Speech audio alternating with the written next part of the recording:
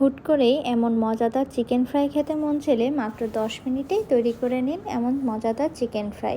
তো আমি ফার্স্টে কয়েকটি চিকেন নিয়ে সামান্য আদা রসুন পেস্ট এবং চিলি পাউডার দিয়ে নিয়েছি। এর ভেতরে আমি সামান্য ব্ল্যাক পেপার, সামান্য সয়া সস দিয়ে নিচ্ছি এবং টমেটো সস দিয়ে নিচ্ছি 1 চা চামচের মতো। এখন ভালোভাবে মেখে এটা এক সাইড করে রেখে দিব। এরপর চলে যাব আমি ফ্রাই করার জন্য। তো আমি ফার্স্টে একটু তেল গরম করতে দিয়ে রেখেছি। এখন যে ময়দার কোটিংটা সেটা করে নেব।